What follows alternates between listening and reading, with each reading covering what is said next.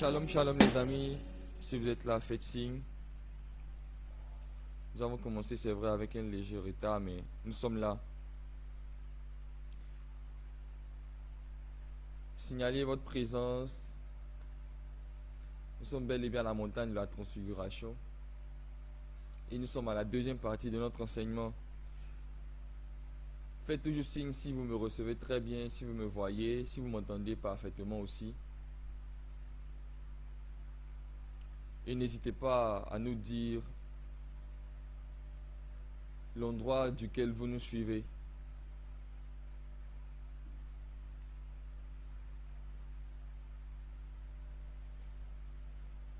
Shalom, shalom.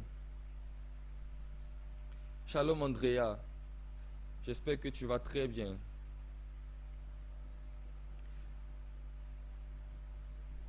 Shalom, shalom, shalom. Allez-y, cherchez vos amis, partagez le direct, partagez le lien, partagez le lien. Partagez le lien, invitez vos amis, invitez vos amis.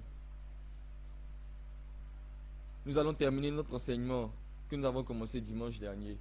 Comprends-tu ce que tu lis? J'étais sur le point de donner les attitudes ou les topos, les astuces, les choses qu'il faut faire pour mieux comprendre la parole. Invitez vos amis, partagez le lien dans tous vos groupes. Vous savez, les gens du monde n'ont pas peur de partager tout ce qu'ils produisent. Pour n'importe quelle vidéo, ils vont partager. Ça va faire le buzz, ça va tourner dans tous les groupes. WhatsApp, ou Facebook, Messenger, Instagram, partout, ils vont partager. Eux n'ont pas honte de partager ce qui n'est pas utile pour l'âme, pour le monde, pour notre vie. Mais là, nous sommes à un rendez-vous très important, la montagne de la transfiguration. Et le Seigneur a de bons plans pour nous ce soir. Donc allez partager, invitez vos amis au maximum, que nous puissions grimper en nombre. Apprenons à avoir les bons gestes, à partager les bonnes choses. Tu n'es pas peut-être prédicateur, prédicatrice, tu n'es pas peut-être appelé à ce ministère-là parce que c'est une grâce. C'est une grâce, mais au moins tu peux faire quelque chose. Tu as un smartphone, si tu me suis, ça veut dire que tu as au moins un smartphone ou bien un ordinateur, partage.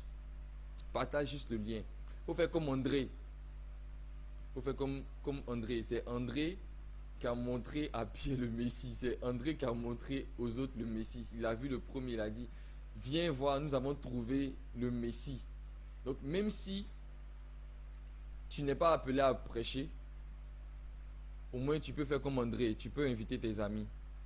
Tu peux leur montrer là où c'est le bon endroit, là où c'est le bon moment de faire quelque chose d'utile, de recevoir quelque chose d'utile pour sa vie.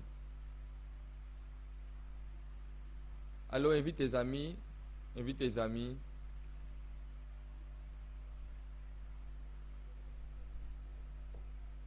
Dans 1 minute, nous démarrons. 1 minute, nous allons démarrer effectivement.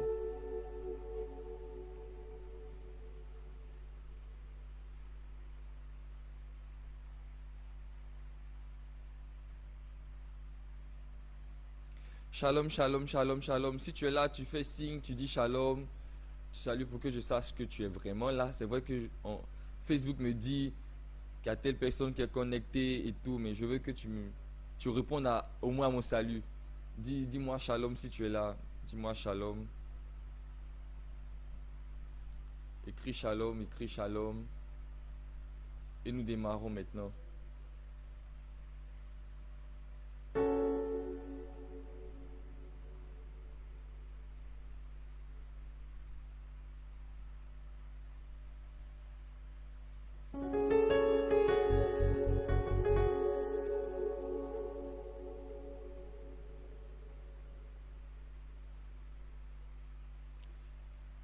Ok, shalom, shalom. Nous allons démarrer notre moment, la montagne de la transfiguration.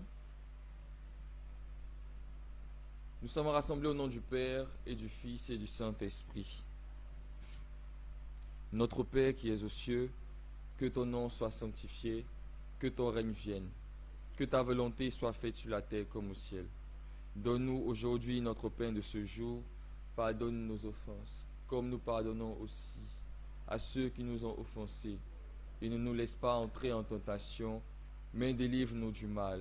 Amen. Car c'est à toi qu'appartiennent le règne, la puissance et la gloire pour les siècles des siècles. Amen. Je vous salue Marie, pleine de grâce. Le Seigneur est avec vous.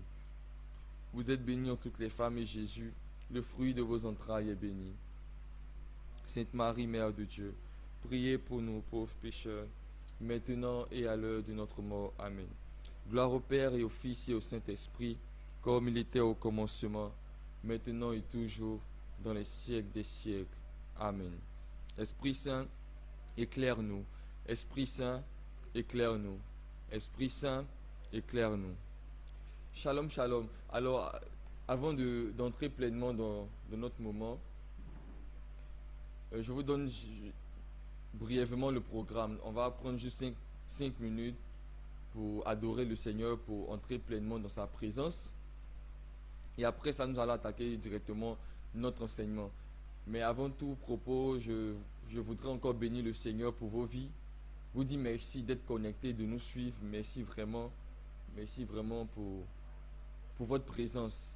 Merci aussi pour les partages que vous allez faire. Merci pour les likes que vous allez apporter. Merci pour vos différents abonnements. Merci pour votre présence. Merci aussi pour votre soif. Merci aussi pour votre soif d'apprendre et de connaître davantage le Seigneur. Nous sommes les amis du Christ. Nous sommes un groupe de jeunes chrétiens qui désirent faire profondément l'expérience de l'amour de Dieu au quotidien. Vraiment, ça c'est notre leitmotiv. On veut connaître le Seigneur. On veut devenir ses amis parce que lui-même, il a déjà fait le pas pour devenir notre ami. Il a dit en Jean 15, verset 15, « Je ne vous appelle plus serviteurs, je vous appelle mes amis parce que tout ce que j'ai appris de mon Père, je vous l'ai fait connaître et le serviteur ne sait pas ce que son maître fait. » Et sur la base de cette parole-là, nous avons ressenti un appel particulier de la part du Seigneur qui nous est adressé à devenir ses amis. À devenir ses amis. Et nous avons décidé de répondre à cet appel-là. Et par sa grâce, ce groupe est né, cette communauté est née, une communauté de jeunes, il y a de cela 7 à 8 ans. Donc nous rendons grâce à Dieu pour les différentes plateformes, pour l'évolution qui nous permet d'avoir. En tout cas, merci de nous suivre. Nous sommes bénis, nous sommes honorés de votre présence. Voilà. Donc pour ceux qui ne nous connaissent pas, nous voici ainsi présentés. Moi, je suis le frère Franck Iveragbo. Comme je l'ai dit la dernière fois, Dieu me fait la grâce, vraiment la grâce, d'être le premier responsable des amis du Christ. Pas plus grâce. Donc voilà, ainsi présenté, nous allons entrer pleinement dans notre moment. Nous allons prendre juste un petit moment d'adoration. Nous allons demander au Seigneur et au Saint-Esprit de nous faire monter, de nous envoyer dans les profondeurs de Dieu, de nous envoyer plus haut, et de nous faire entrer profondément dans son intimité, parce que c'est cela que nous voulons. Alors tu vas te disposer de là où tu es. Tu vas te disposer. Si tu as tes écouteurs, je veux que tu les mettes. Je veux que tu sois vraiment pleinement dans ce moment. Que tu ne te laisses pas distraire par quoi que ce soit, mais que tu profites de ce moment. Parce que le Seigneur veut nous faire encore grandir dans son intimité. Et ça, c'est une grâce extraordinaire que nous avons. Alors dispose-toi et nous allons adorer ensemble le Seigneur.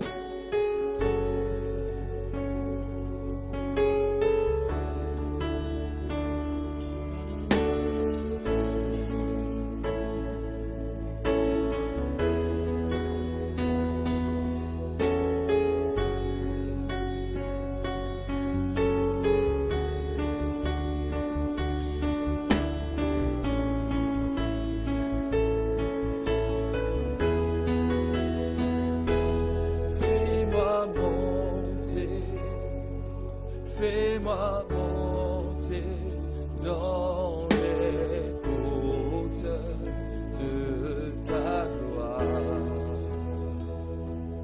Fais-moi monter, oh, fais-moi monter dans les hauteurs de ta gloire.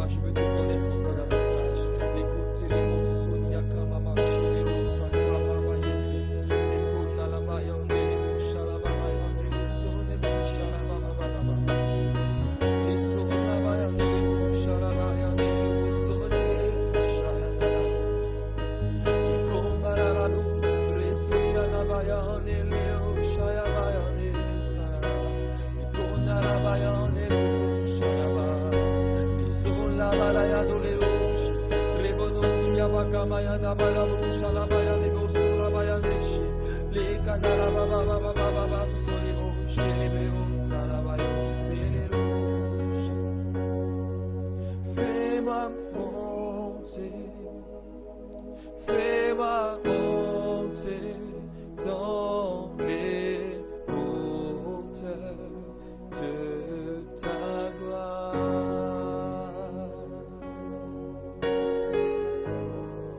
Merci Jésus. Merci Jésus.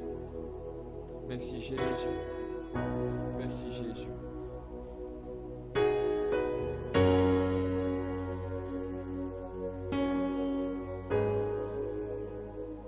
Amen, amen, amen, amen, amen, amen, amen, amen, amen.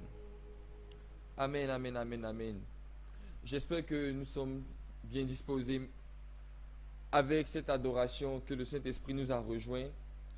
En tout cas, moi je sais que le Saint-Esprit nous fera du bien encore. Il nous fera du bien assurément. Alors encore rechalom, rechalom. Nous allons entrer dans notre thème. Nous allons entrer dans notre thème. N'hésitez pas à toujours partager, à toujours partager. À toujours partager.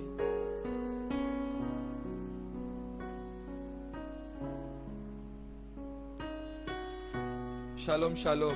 Je vais saluer quelques personnes. Chris Donald, shalom. Respo Alban, shalom. Grasso, shalom. Shalom bébé Sandy, ça va bien, j'espère. N'oubliez pas de prendre vos cahiers, de quoi noter et votre Bible. N'oubliez pas de prendre de quoi noter votre Bible. Voilà, donc le thème c'est bel et bien. Comprends-tu ce que tu lis? On l'avait entamé dimanche dernier. Donc pour ceux qui peut-être ont un peu oublié, ou bien pour ceux qui se connaissent maintenant, c'est-à-dire avec nous, qui nous prennent en marche et tout ça, qui ne savent pas forcément de quoi on a parlé, je vais faire un petit rappel, rapidement. Notre thème c'est comprends-tu ce que tu lis? Et c'est la question que Philippe a posée à l'eunuque éthiopien qui était en train de lire les Écritures mais qui ne comprenait pas. Et j'ai dit que l'objectif de ce thème-là, c'était de nous emmener à aller plus loin avec le Seigneur, à entrer dans les profondeurs de sa parole, à comprendre davantage. Pourquoi?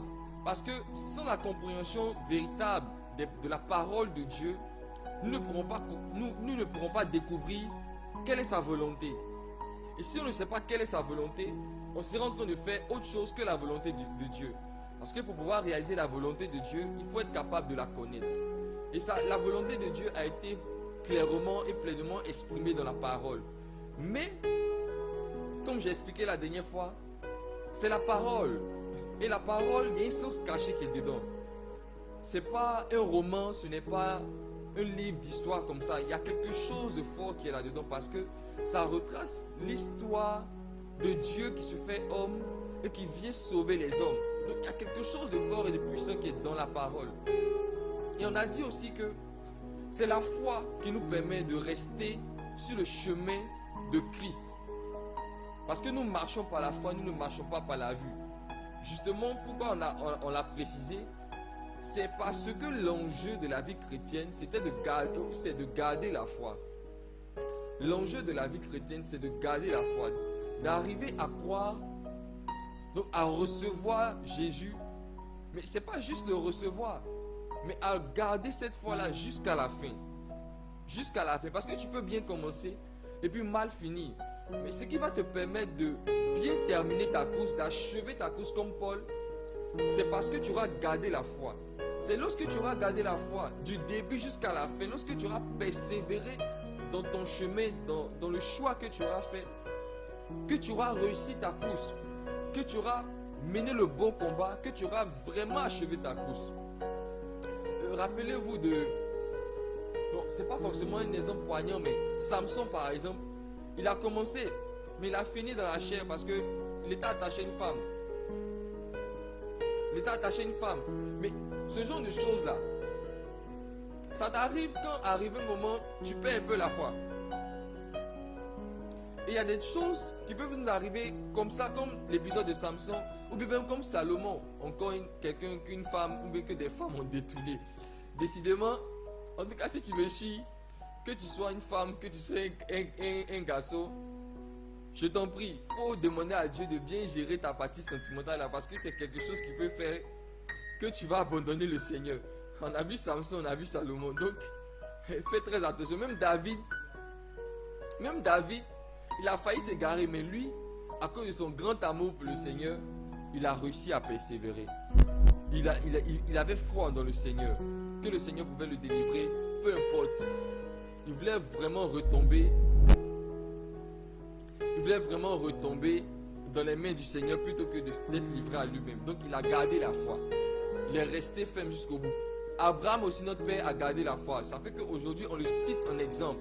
Moïse aussi a réussi même. C'est vrai que lui n'est pas rentré dans la terre promise parce qu'il a fait un truc qui a déplu au Seigneur. Mais je veux dire que l'enjeu c'est de garder la foi. Et on a dit que la foi vient de ce qu'on entend. Et ce qu'on entend vient de la parole de Dieu. Et on a posé la problématique selon laquelle si la foi vient de ce qu'on entend et ce qu'on entend vient de la parole de Christ, on s'est posé la question, mais les sourds, eux, ils font comment pour recevoir Jésus? Ils font comment pour avoir la foi? Et ceux qui n'ont jamais entendu parler de Dieu, ceux qui n'ont pas eu de prédicateur, parce que justement Paul l'a dit, il dit, comment les gens vont croire s'ils n'entendent pas parler de Dieu? Et comment ils vont entendre parler de Dieu s'il n'y a pas de prédicateur? Et comment il y aurait des prédicateurs s'ils n'ont pas été appelés? En temps, nous savons tous que Dieu appelle des prédicateurs. Il appelle des prophètes, il appelle les docteurs, il choisit des personnes qui vont aller proclamer sa parole. Donc, le problème n'est pas au niveau de l'appel. Dieu appelle des gens. Mais si Dieu appelle les gens, est-ce que ces personnes-là vont là où ils doivent partir pour entendre la parole de Christ? Donc, on a posé cette problématique pour dire, attention, il y a quelque chose à comprendre dans ce verbe entendre là, parce que c'est pas juste entendre le son de la voix d'un prédicateur et tout. Parce que même entendre le simple son de la voix d'un prédicateur, ça ne produit rien, ça ne produit aucun effet dans nos cœurs, ça ne fait rien. Il faille que, arrivé un moment, notre cœur s'ouvre, accueille la parole de Dieu, assimile la parole de Dieu, la comprenne la parole de Dieu, arrive à percevoir de son entendement les vérités qui sont partagées.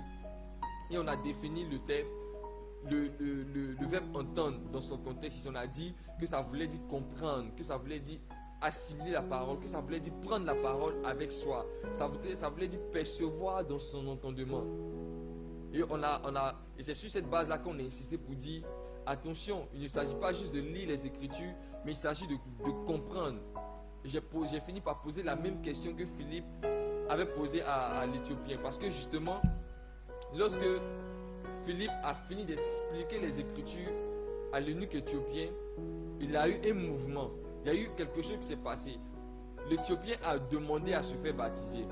Il a demandé à se faire baptiser, donc à recevoir la vie de Dieu en lui.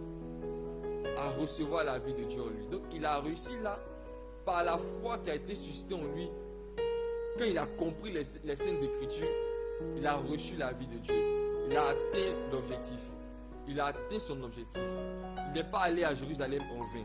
Donc nous aussi, nous devons atteindre notre objectif. Et j'ai posé la question pour demander à tous et à chacun de savoir, est-ce que nous comprenons ce que nous lisons? Est-ce que nous arrivons à aller en profondeur? Est-ce que nous cherchons même à comprendre? Parce que c'est parce que l'Éthiopien a cherché à comprendre qu'il a eu la grâce que l'Esprit de Dieu lui a faite. Il a envoyé Philippe auprès de lui pour lui expliquer les Écritures. Mais c'est parce qu'il cherchait à comprendre. Mais est-ce que nous cherchons à comprendre ce que nous lisons? Donc j'ai vraiment insisté sur ce fait-là, que nous devons aller en profondeur. Qu'il ne s'agit pas de juste méditer, genre juste lire la parole et puis bon, et puis c'est fini, et puis bon, tu as lu, ok, juste pour donner l'impression que oui, toi aussi tu lis ta Bible, pour dire aux gens que oui, toi aussi tu lis ta Bible. Mais il ne s'agit pas de lire. Non, il ne s'agit pas de lire simplement, il s'agit de comprendre ce que tu lis. Il s'agit d'assimiler ce que tu lis. Il s'agit de prendre avec toi ce que tu lis. Il s'agit de prendre avec toi ce que tu lis, de le prendre. Et j'ai dit que justement le processus qu'on fait pour comprendre la parole de Dieu, c'est équivalent au processus que notre organisme fait pour digérer les nutriments qui sont dans les aliments. Parce qu'en réalité, quand on mange une mangue, ou bien quand on mange attiqué, poisson tombé, quand on mange un gaba ou bien un spaghetti, c'est pas le spaghetti qui rentre dans notre sang, non. Mais c'est les valeurs nutritionnelles, les nutriments qui sont dans cet aliment-là, qui rentrent dans notre sang. Et notre organisme, c'est notre organisme justement qui fait le travail de transformer ces aliments-là en nutriments pour que ces nutriments-là soient assimilables par notre sang et notre sang qui passe dans tous nos organes en véhiculant l'oxygène aussi, en véhiculant tous ces nutriments-là puissent alimenter nos différents organes, nos muscles, tout ce qui est en nous, notre organisme, pour faire fonctionner notre organisme, pour donner la vie à notre organisme, pour qu'on puisse être capable de bouger, de respirer et tout ça. Voilà. Donc, de la même manière, tout ce processus que nous allons faire pour comprendre la parole de Dieu en profondeur, pour l'assimiler, pour la prendre avec nous, c'est comme si nous étions en train de manger. Nous étions en train de manger la parole. Nous sommes en train de la manger, de la digérer, de l'assimiler et de la comprendre. Voilà. Donc, on s'était arrêté sur qu'est-ce qu'il faut faire. On sait bien qu'il faut bien comprendre la parole de Dieu, qu'il faut l'assimiler, qu'il faut aller en profondeur, qu'il faut le découvrir, qu'il faut aller chercher le sens caché qui est dans la parole. Parce que c'est la gloire de Dieu de cacher les choses, mais c'est la gloire des rois de sonder ces choses-là. Ça veut dire que si tu arrives à sonder les choses de Dieu, que tu arrives à les comprendre, tu es élevé aussi au rang de roi. C'est ce que ça veut dire. Et un roi, il règne. Et n'oubliez pas que le mandat que Dieu nous a donné, c'est de régner sur la création, comme lui il règne au ciel. C'est de dominer la création, donc d'imposer son règne, d'imposer le règne de Dieu, qu'il a mis intrinsèquement, qu'il a rattaché intrinsèquement à notre mission d'homme. Donc c'est la gloire des rois de sonder les choses que Dieu a cachées. Maintenant, je crois qu'on a vu un verset aussi qui nous a fait savoir que il n'y a rien de ce qui est caché qui ne sera pas révélé, mais qui va rester caché. Pour dire que le sens caché de la parole et la révélation de la parole de Dieu est à notre portée justement. Donc c'est pas comme si le truc est caché et puis on n'aura jamais accès à ça. Non. Il n'y a pas quelque chose qui est caché, qui va rester caché éternellement, non. Parce que même Dieu, son plan secret qui était caché, il l'a révélé au travers de Jésus. Même Dieu, quand on ne voyait pas, il s'est révélé pleinement au travers de Jésus. Et je crois que le plus grand mystère qui puisse exister sur la terre, c'est le mystère même de Dieu. Le mystère même de Dieu. Et je crois que Dieu s'est révélé pleinement dans la personne de Jésus-Christ de Nazareth, qui est venu révéler son visage. Et il a même dit, est-ce que ce n'est pas dans l'évangile d'aujourd'hui même? C'est dans l'évangile d'aujourd'hui, celui qui m'a vu, a vu le Père. Il a même dit, donc, celui qui regarde Jésus, celui qui arrive à voir Jésus, c'est qu'il a vu le Père. Mais il ne s'agit pas justement de voir simplement Jésus, il s'agit de percevoir dans cette apparence humaine-là, l'action de Dieu et la grâce de Dieu pour nous. Donc, même Dieu s'est révélé pleinement. Donc, ce n'est pas les Écritures là qui ne seront pas pleinement révélées. C'est à notre portée. Mais c'est nous maintenant qui devons faire le pas pour aller chercher en profondeur le sens caché, pour aller chercher les nutriments spirituels qu'il nous faut pour que notre cœur, notre esprit soit alimenté de cette nourriture spirituelle là qui est justement la parole de Dieu. Donc aujourd'hui nous allons voir simplement comment est-ce que nous allons faire, comment est-ce qu'on peut faire, quelles sont les astuces, les topos, les choses que nous pouvons faire pour aller en profondeur de cette parole-là, pour comprendre cette parole que Dieu nous donne. Et j'espère que tu es prêt. J'espère vraiment que tu es prêt et tu as de quoi noter pour prendre note. Pour prendre note parce que c'est quelque chose d'assez fort, d'assez puissant. Il faut que tu puisses le comprendre. Parce que souvent on prêche, les gens viennent participer aux prières et tout, mais après, personnellement, c'est un peu chaud quoi, c'est un peu galère parce qu'ils ne savent pas trop comment faire, ils ne savent pas comment trop se démerder, ils savent pas trop, ils lisent, ils méditent, mais bon, souvent ils lisent mais ils ne comprennent pas. Et ils n'ont pas les attitudes qu'il faut pour comprendre la parole. Et quand ils ne comprennent pas comme ça, arrivé un moment, ils abandonnent. Ils ne voient pas comment c'est c'est doux, c'est savoureux de lire la parole, de méditer la parole de Dieu. Les amis, il y a le bonheur dedans. C'est extraordinaire. Quand tu lis la parole depuis tu la comprends, c'est waouh. Ton esprit se délecte. Voilà, justement. Oh, cet esprit, tu es excellent. On dit, on chante toujours ça. Fais de l'Éternel tes délices. Il te donnera ce que ton cœur désire. Mais faire de l'Éternel ces délices là, vous savez c'est quoi? C'est manger la parole de Dieu. Quand tu te rejoues à consommer, à manger la parole de Dieu là, tu commences à déguster. Quand tu dégustes ça, tu te dis waouh, je ne savais pas que c'était aussi doux que ça. Les amis, c'est plus doux que Gaba. C'est plus doux que spaghetti. C'est plus doux que quoi encore? Moi j'aime beaucoup les poulets de KFC, les poulets paniers. C'est plus doux que ça les amis. C'est plus doux que ça. Et en plus d'être plus doux que la nourriture physique, ça donne la vie. My God. Ça donne la vie et la vraie vie. Ça donne la vie et la vraie vie. Donc, comment est-ce qu'on peut faire? Aujourd'hui, on va apprendre à faire de l'Éternel nos délices au travers de sa parole. Donc, si tu es là, je veux que tu dises Amen, Amen, Amen. Encourage-moi à continuer. Moi, j'aime bien quand on m'encourage. Encourage-moi. Encourage-moi à continuer, à pousser encore. Encourage-moi à pousser, encourage-moi à pousser. Encourage-moi à pousser, encourage-moi à pousser. Nous sommes combien de connectés en ce moment? Encourage-moi, encourage-moi. Va chercher tes amis, va chercher. Tag des personnes, écris le nom en commentaire. Partage dans les groupes, continue de partager. Encourage-moi s'il te plaît, encourage-moi. Encourage-moi, encourage-moi. Je te dis un truc pendant que j'attends tes encouragements. Le corps du Christ, c'est la forme aussi du Christ. Voilà, quand on dit le corps de quelqu'un, on voit aussi ses formes. On voit comment est-ce que y a telle partie qui est bien, y a telle partie qui est gondrolée, tout ça bien. Et soyons relax dans la parole. Donc, Christ s'est décrit. Jésus-Christ s'est décrit. Il a montré sa forme, il a montré qui il est. Mais mieux, il a montré aussi son cœur au travers des Écritures. C'est pourquoi justement, à la fin de sa vie, il n'a pas laissé du pain à ses disciples. Non. Il n'a pas laissé quoi encore?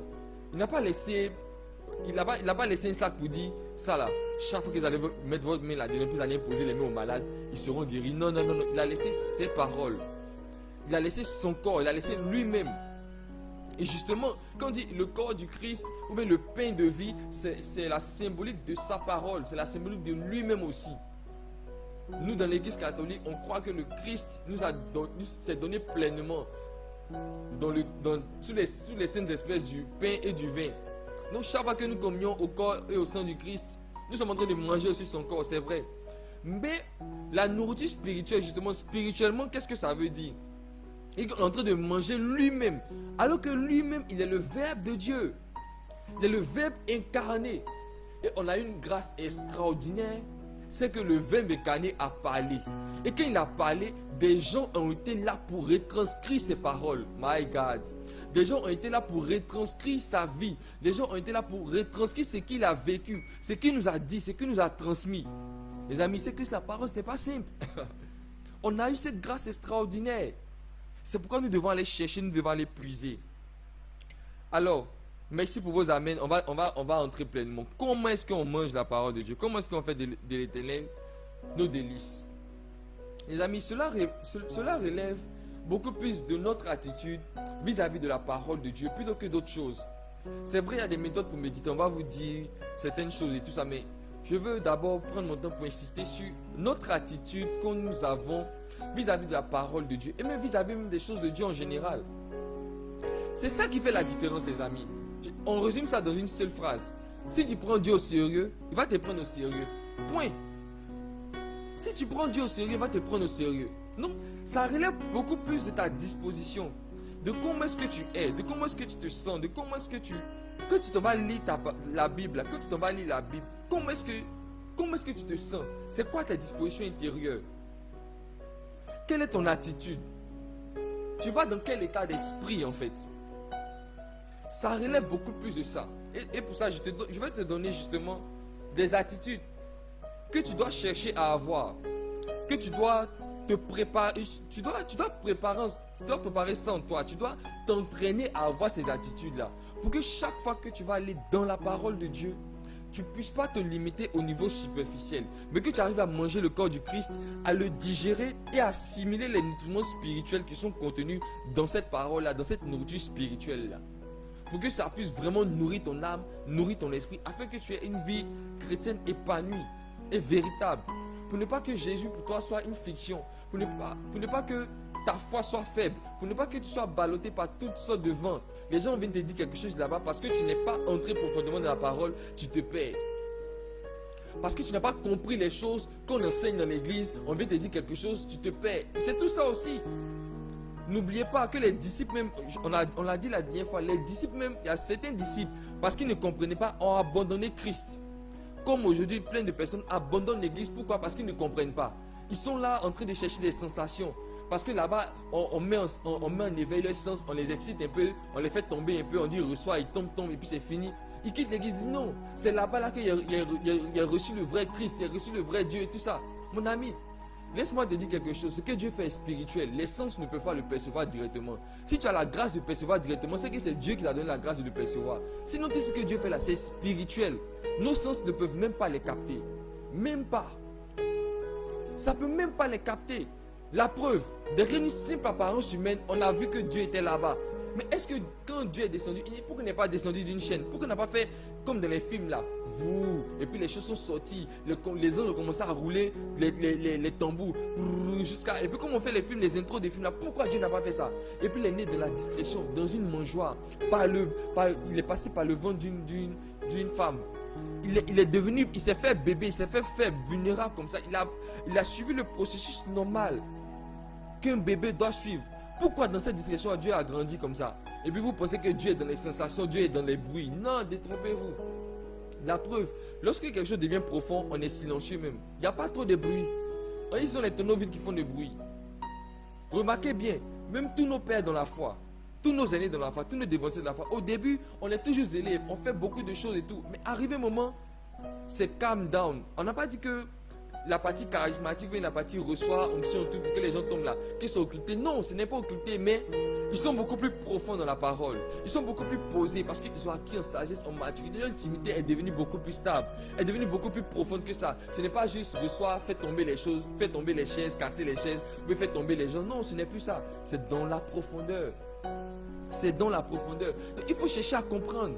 Mieux tu vas comprendre, mieux ta foi sera profonde, mieux elle sera solide en fait. Mieux tu vas comprendre les choses, plus tu vas découvrir, mieux tu vas comprendre. Et mieux tu découvres, plus ta foi est solide. Et si ta foi est solide, tu es en train de réaliser ton objectif. Parce que tu marches selon ta foi et tu as atteint ton objectif à coup sûr. Parce que tu vas garder la foi. Ok, donc, comment faire? Quelle attitude il faut avoir? Quelle attitude il faut avoir? J'espère vraiment que tu as de quoi noter. Parce que j'ai envie de demander à la com de faire exprès. Après la vidéo là, on ne va pas publier. Comme ça, seulement ceux qui étaient là à cette session là pourront voir. Mais bon, je sais que le Saint-Esprit ne va pas nous permettre. Il veut que tout le monde il veut que tout le monde entende cette parole là. Donc on va aller directement. N'hésite pas à mettre les cœurs, à liker et tout ça. Prends ton cahier, on va entrer en profondeur. La première attitude qu'il faut avoir, bon en fait j'ai dit attitude pour englober tout. Sinon il y a aussi des petites informations qu'il faut savoir. Il y a aussi des petites informations qu'il faut savoir justement sur la parole. Pour nous mettre pleinement au cœur de la chose. Donc si par moment je dis des choses, si tu vois que c'est attitude, tu peux ranger ça dans attitude. Si tu vois que c'est information, tu peux ranger des informations. Mais en tout cas moi je te donne tout le package, tout le bagage qu'il te faut. Toi tu peux ranger. Bon, de toutes les façons, ce n'est pas des choses compliquées, tu sauras directement.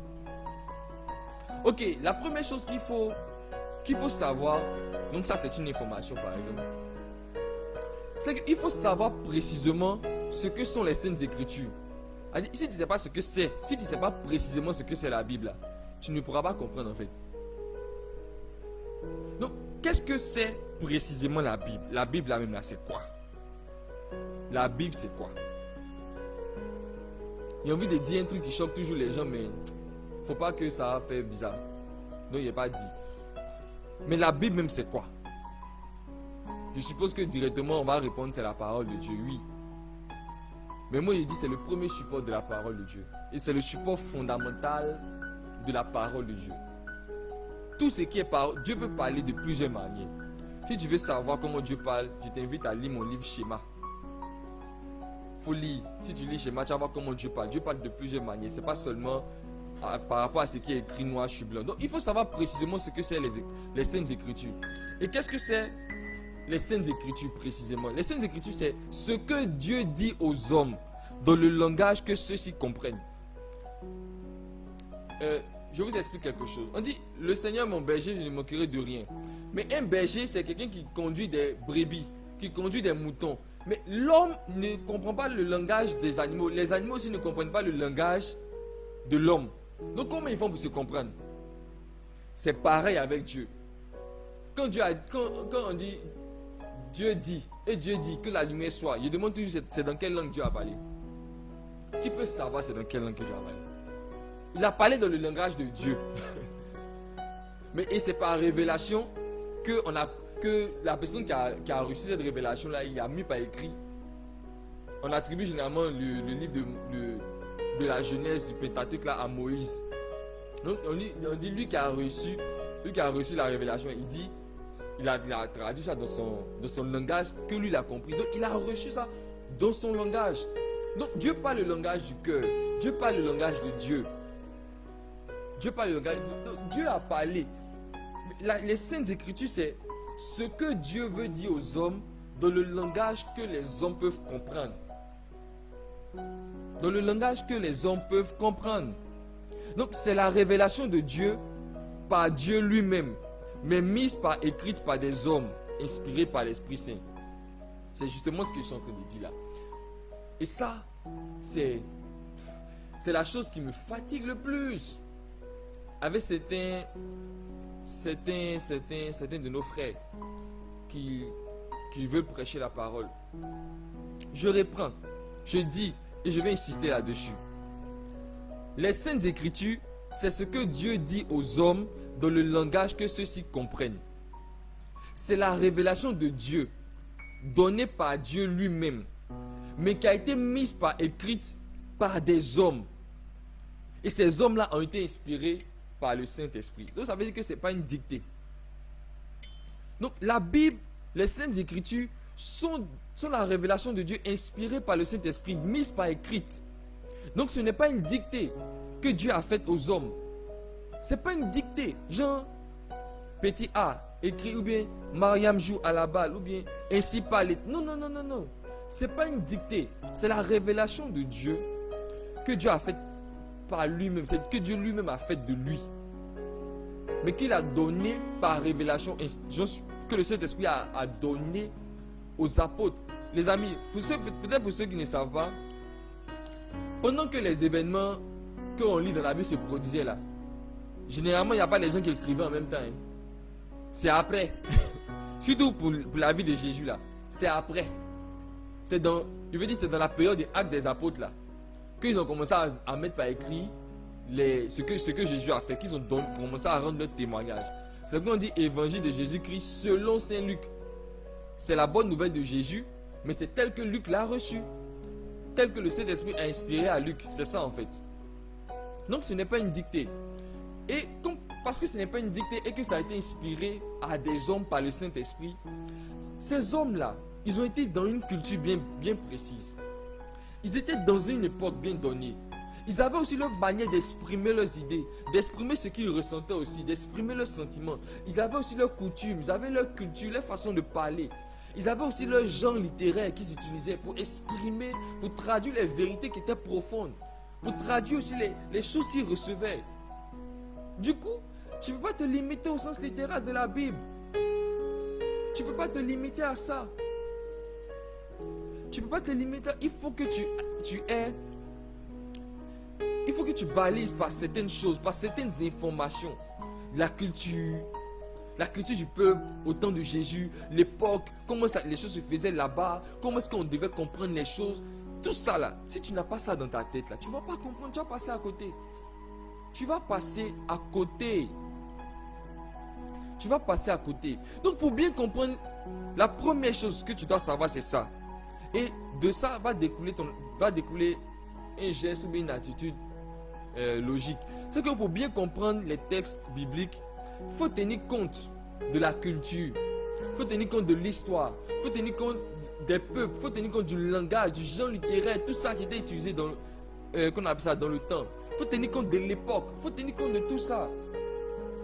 Il faut tenir compte de tout ça, sinon tu vas passer à côté de plein de choses. C'est vrai, il y a des textes dans la Bible, il faut prendre Dieu au mot. Quand on dit il faut prendre Dieu au mot, c'est-à-dire si Dieu a dit, voici les signes qui accompagneront ceux qui auront cru. Ils imposeront les mains au malade, ils seront guéris. Ça là, il n'y a pas mille manières de comprendre. Il dit, faut prendre Dieu au mot. Il n'y a pas une autre manière différente d'imposer main.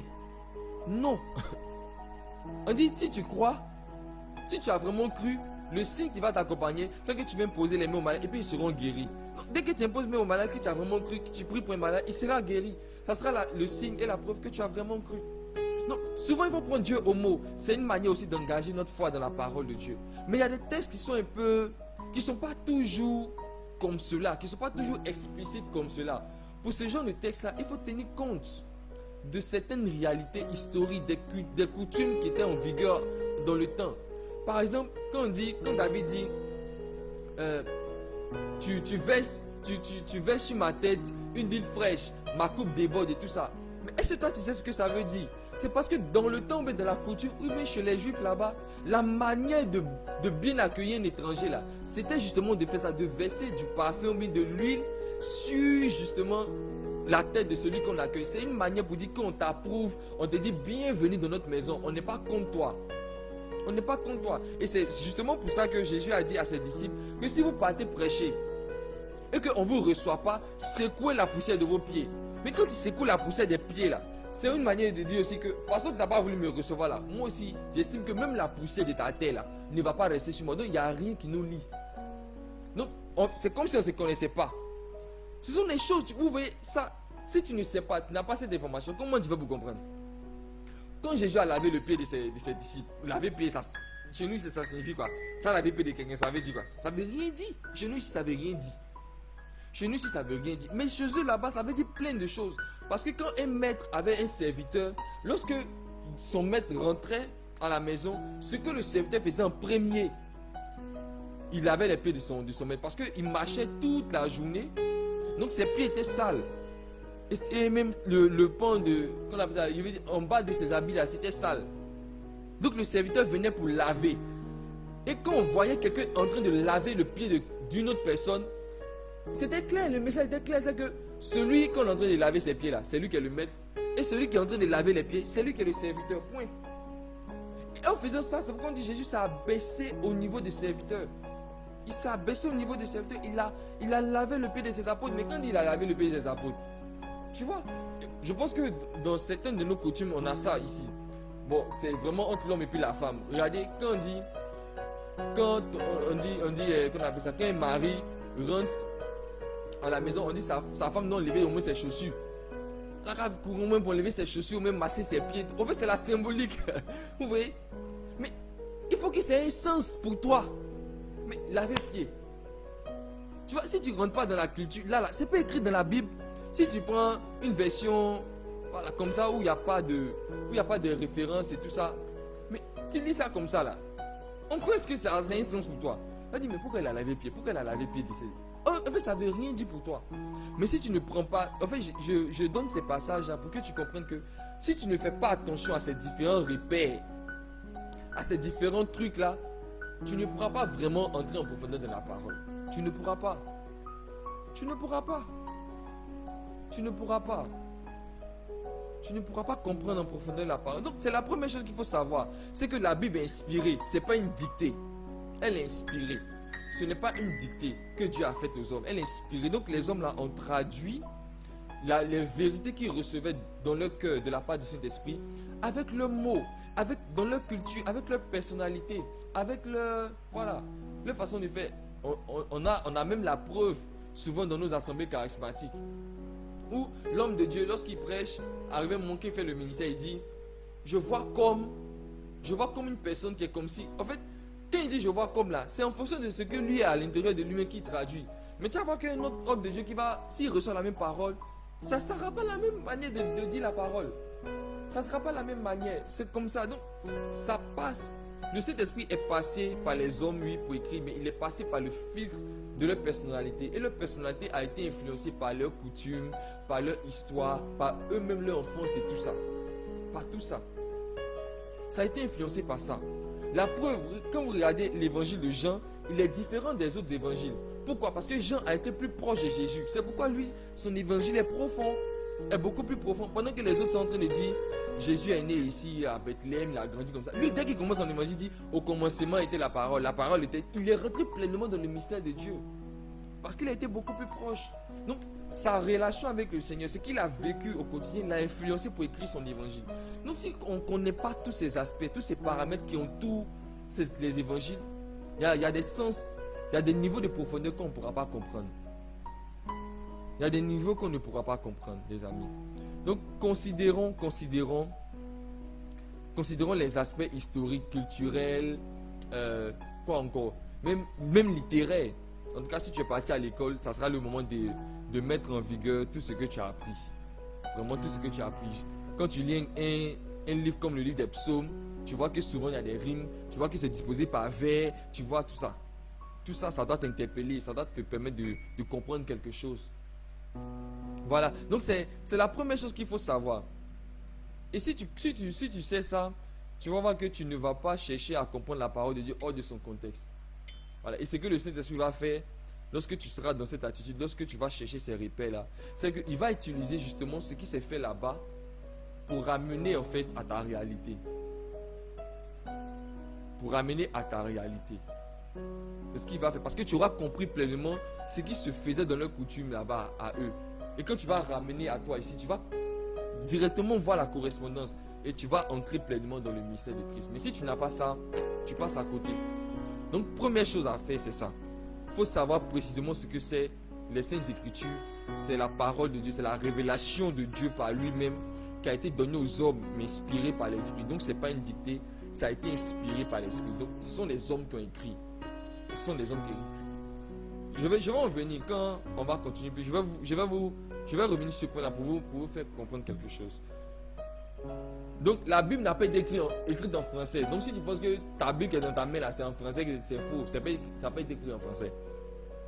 Il y a un langage primitif dans lequel ça a été écrit, que les gens retrouvent les mains. Ils ont traduit quand c'est venu aujourd'hui. Donc il ne faut pas penser que quand tu vas lire un truc directement comme ça là, que ça veut dire que c'est ça en même temps. Il faut considérer plein de choses derrière. Ok? Je peux avancer? Est-ce que je peux avancer? Est-ce que je peux avancer? La deuxième chose que tu dois faire, c'est-à-dire si tu sais précisément ce que c'est la parole, et du coup, tu dois avoir déjà une certaine, une certaine disposition intellectuelle, c'est vraiment ça, hein? Une certaine disposition intellectuelle pour aller lire la parole. Tu sais qu'il y a des choses qu'il faut, qu'il faut prendre à la lettre. Il y a d'autres aussi que souvent, il faut tenir compte de certains autres aspects pour bien comprendre. Si tu es dans cette disposition, la deuxième chose que tu dois faire, c'est quoi? C'est que tu dois considérer ce que tu lis à sa juste valeur. Parce que tu peux dire, je me lis la Bible. Ok, tu sais ce que c'est précisément la Bible. Mais si tu ne considères pas ça à sa juste valeur, tu passes à côté. Je progresse. Tu vas comprendre ce que je veux dire. En fait, la Bible ou bien les Saintes Écritures, c'est la parole de Dieu. Et ce n'est pas la parole de n'importe qui en fait. C'est la parole de celui qui a voulu la vie sur la terre. Et c'est la parole de celui qui t'a destiné à partager sa vie. Donc, les Saintes Écritures, c'est le chemin qui te montre afin que tu arrives à bon port. C'est-à-dire, afin que tu arrives chez lui, afin que tu termines bien ta vie là. C'est le chemin qui te montre. Donc, il faut considérer ça à sa juste valeur. Ici, en fait, tout ce que je veux dire, c'est qu'il faut mesurer l'impact de la parole de Dieu que tu lis. Il faut mesurer, il faut être conscient des effets que cette parole peut avoir sur nous et sur notre environnement. Pour cela, je veux qu'on puisse lire Ésaïe 55, verset 10 à 11. Est-ce qu'on peut prendre Ésaïe. Attendez, je vais lire ici. Je vais lire. Ésaïe 55. Ésaïe 55.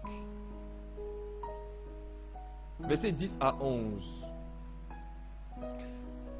La parole dit: comme la pluie et la neige descendent des cieux et n'y retournent pas sans avoir arrosé, fécondé la terre et faire germer les plantes, sans avoir donné de la semence au semeur et du pain à celui qui mange, ainsi en est-il de ma parole qui sort de ma bouche. Elle ne retourne point à moi sans effet, sans avoir exécuté ma volonté et accompli mes desseins. Donc ici, tu as l'assurance que la parole de Dieu a des effets. Il faut être conscient de cette parole parce que ce n'est pas n'importe qui parle. Ce n'est pas la parole de n'importe qui, c'est la parole de Dieu. C'est la parole, c'est pas la parole. Il faut considérer la parole à sa juste valeur. Et pour considérer la parole à sa juste valeur, il faut considérer Dieu à sa juste valeur. Si tu considères Dieu à sa juste valeur, tu vas voir que aussi tu vas considérer sa parole à sa juste valeur. Vous savez, la parole du président de la République a une autorité de président de la République. Vrai ou faux? Vrai. C'est parce qu'il est président de la République que ces paroles-là peuvent affecter la nation. Ce qu'il dit là, ce qu'il souhaite comme volonté là, ça peut s'appliquer à toute la nation parce que justement, il a cette position-là pour faire. Donc, sa parole a une valeur ou bien a une autorité de président. La parole de la reine d'Angleterre a une autorité de reine ou bien de roi, de royaume. C'est comme ça. La parole de Dieu a une autorité de Dieu. Au niveau de Dieu. Donc, il faut que tu considères celui qui a consigné par écrit là, par l'entremise des hommes là. Il faut que tu considères l'auteur, le vrai auteur des paroles là, que tu lis là. Il faut que tu considères ça. Il faut que tu le considères à sa juste valeur. Si tu ne le mets pas là où il doit être, tu vas négliger sa parole. Et si tu négliges sa parole, c'est dangereux pour toi. Si tu négliges sa parole, tu ne pourras pas la comprendre. Et si tu ne la comprends pas, tu passes à côté comme on a vu dimanche. Donc, il faut considérer la parole de Dieu à sa juste valeur. Un autre verset qui nous démontre la valeur de la parole de Dieu, c'est 2 Timothée 3, verset 16. 2 Timothée 3, verset 16. 2 Timothée chapitre 3, verset 16. On dit, toute écriture est inspirée de Dieu, ce que je disais. Je n'ai pas inventé. L'écriture inspirée, c'est ce que Timothée dit. C'est ce qu'on dit dans Timothée du moins. Toute écriture est inspirée de Dieu et utile pour faire quoi? Pour enseigner, pour convaincre, pour corriger, pour instruire dans la justice, afin que l'homme de Dieu soit accompli et propre à toute bonne œuvre. La parole de Dieu peut enseigner. La parole de Dieu peut convaincre. La parole de Dieu peut corriger. La parole de Dieu peut instruire dans la justice. Tout ça. Même quand tu prends le livre des Proverbes, au commencement du livre des Proverbes, Salomon dit pourquoi il écrit le livre. Et ça donne encore des effets de la parole de Dieu. Parce que Salomon a reçu pleinement la sagesse qui vient de Dieu. Proverbe. Au début de Proverbe, chapitre 1, à partir du verset 1.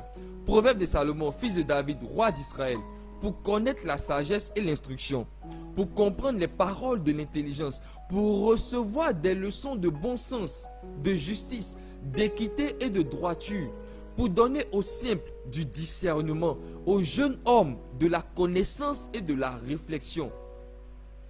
Que le sage écoute et il augmentera son savoir. Et celui qui est intelligent acquerra de l'habileté. Pour saisir le sens d'un proverbe ou d'une énigme, des paroles des sages et de leurs sentences. Vous voyez ce que la parole de Dieu peut faire. Vous voyez comment la parole de Dieu peut ouvrir l'intelligence de quelqu'un. Parce que justement, c'est Dieu qui parle dans sa parole. C'est Dieu qui donne sa parole. Donc si tu ne considères pas la parole de Dieu à sa juste valeur et que tu n'es pas conscient des effets de la parole de Dieu, que la parole de Dieu peut avoir sur toi, tu ne mesures pas l'impact que la parole de Dieu peut avoir. Ah mais c'est dangereux pour toi, tu vas passer à côté, tu ne pourras pas entrer en profondeur. Tu ne vas même pas chercher à aller en profondeur. Tu ne vas même pas chercher à aller en profondeur. C'est par la parole que Dieu a créé tout. Donc la parole de Dieu est créatrice. Donc quand tu considères la parole de Dieu à sa juste valeur et que tu es en train de lire, tu te dis, ce que je suis en train de lire, en fait, c'est vrai que je suis en train de lire, c'est vrai que je suis en train de méditer, mais sans le savoir, c'est en train de créer quelque chose en moi. Quelque chose qui n'existe pas, c'est en train de créer. C'est en train de créer quelque chose en moi. Donc si tu ne considères pas à sa juste valeur, tu ne pourras pas. Tu ne pourras pas aller. Donc la deuxième chose que tu dois faire, il faut considérer ce que tu lis à sa juste valeur. Parce que la parole de Dieu a la même valeur que lui-même. A la même autorité que lui-même. A la même sagesse que lui-même. La parole de Dieu est au même niveau que Dieu. Du coup, il faut considérer, tel que tu considères Dieu là, il faut considérer comme ça sa parole. Et tu vas voir, considère la parole de Dieu à sa juste valeur. Shalom, c'est bon. Est-ce que je peux continuer? Est-ce que je peux continuer? Shalom, shalom. Dites-moi si je peux continuer. Troisième chose que tu dois faire. En tout cas, que tu dois avoir comme attitude. Chaque fois que tu vas vouloir lire, chaque fois que tu vas vouloir méditer la parole de Dieu et tout, ce sont les choses que tu dois être conscient de ces choses-là. Tu dois être conscient aussi de ces choses-là. Tu dois avoir ça en toi. Tu dois le comprendre, tu dois le savoir. Et puis ça doit provoquer en toi ces attitudes. La troisième chose, c'est que tu dois prêter une grande attention à ce que tu lis. Tu dois prêter une grande attention à ce que tu lis. Les Anglais disent you have to be involved. Et tu dois être dedans. Tu dois être engagé. Tu dois pas être distrait. Tu dois être dedans. Tu dois être dedans. Tu dois prêter une grande attention. Tu dois donner toute ton attention à ce que tu es en train de lire. À ce que tu es en train de méditer. Tu dois donner toute ton attention. En fait, le petit topo que je te donne ici, pour que tu donnes toute ton attention, ça découle justement du point 2. Considérer la parole à sa juste valeur. Donc, considérer la parole de Dieu à sa juste valeur, c'est considérer Dieu à sa juste valeur aussi. Du coup, le petit topo que je te donne ici, c'est faut t'imaginer au pied de Jésus, comme Marie. On dit dans Luc verset 10, chapitre 10, verset 39 à 42. Luc 10, 39 à 42. On va lire, vous allez voir. Luc 10, 39 à 42. C'est Jésus qui rendait visite à Marthe et Marie. On connaît tous l'épisode. Marthe et Marie. Pendant que Marthe était en train de s'affairer aux choses, à comment recevoir le Christ et tout ça. Je vous lis à partir du verset 39. Elle avait une sœur nommée Marie. On parle de Marthe. Elle avait une sœur nommée Marie qui, s'étant assise aux pieds du Seigneur, écoutait sa parole. Marthe, occupée à divers soins domestiques, suivait et dit: Seigneur, cela ne te fait rien que ma sœur me laisse seule pour servir. Dis-lui donc de m'aider. Le Seigneur lui répondit: Marthe, Marthe, tu t'inquiètes et tu t'agites pour beaucoup de choses. Une seule chose est nécessaire. Marie a choisi la bonne part qui ne lui sera point ôtée. Donc le fait de s'asseoir, au pied de Jésus pour écouter, on dit que tu as choisi la bonne part. Donc ça veut dire que c'est quelque chose de fondamental que tu dois faire. Donc tu dois prêter une grande attention à ce que tu lis. Tu dois t'imaginer au pied de Jésus. Il faut le voir devant toi en train de te parler.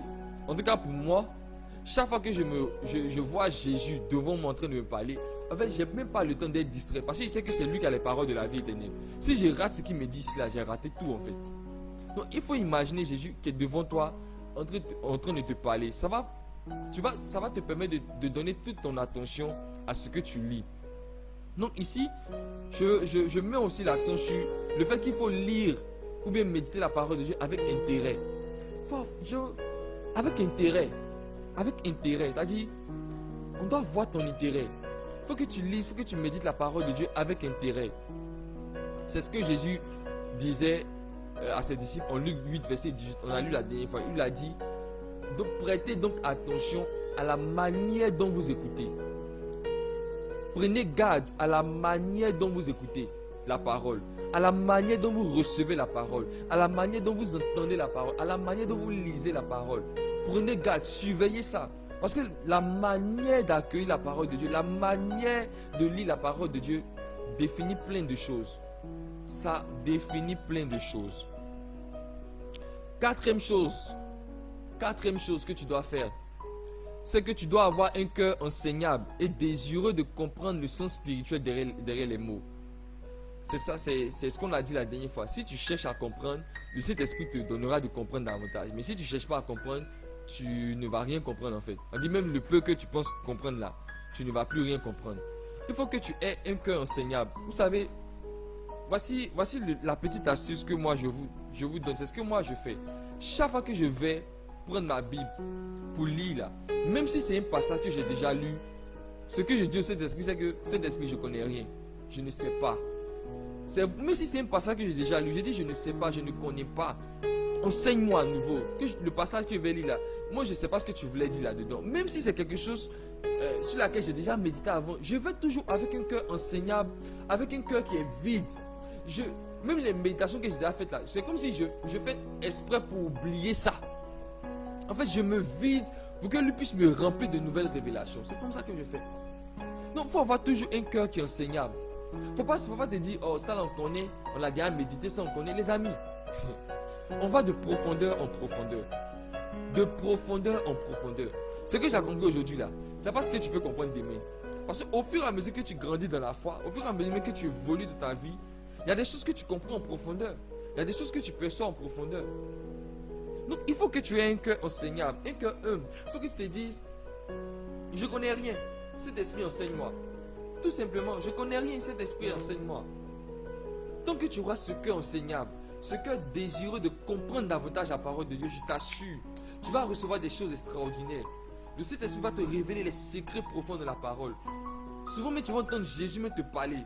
Tu auras même l'impression que Jésus est assis à côté de toi, il est en train de te parler directement. Tu vas te sentir comme les apôtres qui sont en train d'entendre directement la révélation de la bouche de Jésus. Un peu comme les disciples d'Emmaüs. Moi, ça m'a toujours fasciné et je fais toujours par lapsus avec le Saint-Esprit. Il lui dit, Saint-Esprit, ce jour-là, avec les disciples d'Emmaüs, on dit, quand ils n'ont pas compris là, tu leur as dit, cœur sans intelligence. Et on dit, tu as pris la parole. Jésus a pris la parole. On dit, Jésus a pris la parole. Et partant du commencement de tous les prophètes, il a pris et puis il a expliqué lui-même ce qui le concernait dans les Écritures. My God! Mais on n'a jamais su dans les Écritures ce que Jésus a dit à ses deux disciples d'Emmaüs là. Il dit, non mais Saint-Esprit, moi il ne sait pas ce que tu lui as dit, hein. Mais moi j'ai rentré dans les profondeurs là.